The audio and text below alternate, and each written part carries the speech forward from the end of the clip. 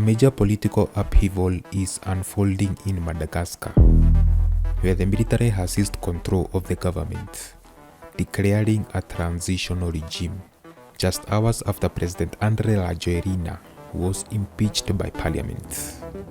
According to multiple sources, the president has since fled the country amid growing unrest driven by weeks of youth-led protests and a deepening economic crisis. What began as demonstration over power cuts and rising costs has now spiraled into the country's most serious political crisis in over 10 years, making a dramatic return of military rule in the island nation.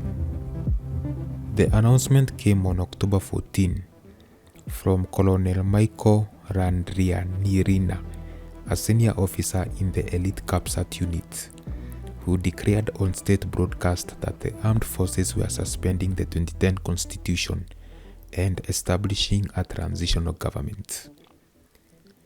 President Andry, whose political career began with a similar power shift in 2009, is now at the center of the storm he once helped create. According to military and government sources cited by Reuters, Rajoelina left Madagascar on October 12, reportedly aboard a French military aircraft. His departure came just hours before lawmakers voted to impeach him. In a pre-recorded video address shared online on the evening of October 13, the president insisted he had relocated to a safe place to save his life, amid what he described as an attempted coup. However, his exact whereabouts remain unknown.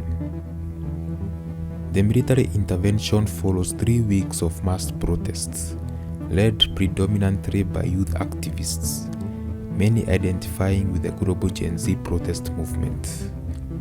What began on September 25th as demonstrations over rolling power and water cuts quickly evolved into a broader uprising fueled by anger over corruption, unemployment, inflation, and what many see as years of failed leadership. A turning point came over the weekend when soldiers from the CAPSAT unit, the same force that helped Rajoelina to power in 2009, publicly withdrew support for the president and refused to fire on demonstrators. They later escorted the protesters into the capital's main square and assumed control of the government.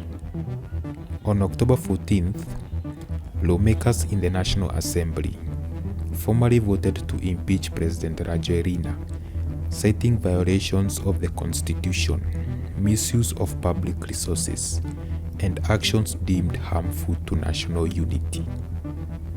As the transitional government takes place, many Madagascan citizens are calling not only for reforms, but for justice and accountability. According to UN estimates, the protests have left at least 22 dead and over 100 injured. In his address, the colonel said the transitional period will last not more than 2 years, during which time a national referendum will be held to adopt a new constitution and organize fresh elections. But with no civilian leadership currently appointed and deep division still present, uncertainty looms over Madagascar's political future.